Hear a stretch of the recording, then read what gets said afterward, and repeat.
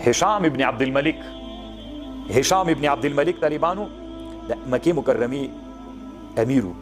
مکې مکرمې ته راغی او پوښتنه یې وکړه چې په مکه کې کوم صحابي ژوندی ده؟ چا ورته ویل صحابه ټول وفات دي. وي تابعینو کې څوک ژوندی ده؟ نو چا ورته ویلي و طاووس ابن کیسان شته. طاووس ابن کیسان الیماني چې ورته راوست دا یو مشهور تابعي ده.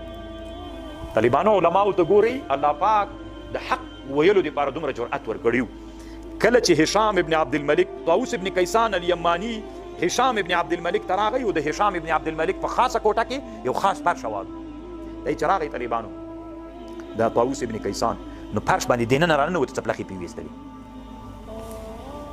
بیا سلام داسې ورته وکړي السلام علیک یا هشام ابن عبدالملک په همدې فرشو سره کېناست. هشام ابن عبدالملک ډېر په غوسه سو.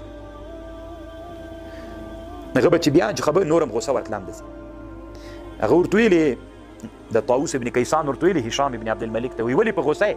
غوسه ولې کوې؟ ده ورته ویلې وی تا ولې د ما په فرش باندې څپلۍ ویستلې د ما بېعزتي دې وکړه؟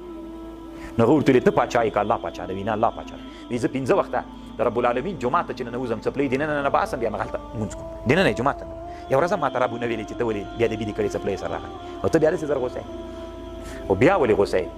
وی تا ولې ما ته امیر المؤمنین نه ویلې؟ ما ته وایي هشام ابن عبدالملک السلام علیکم هشام ابن عبدالملک ما ته امیر المؤمنین ولې؟ ده ورته ویلې ته اتفاقي امیر المؤمنین نه یې.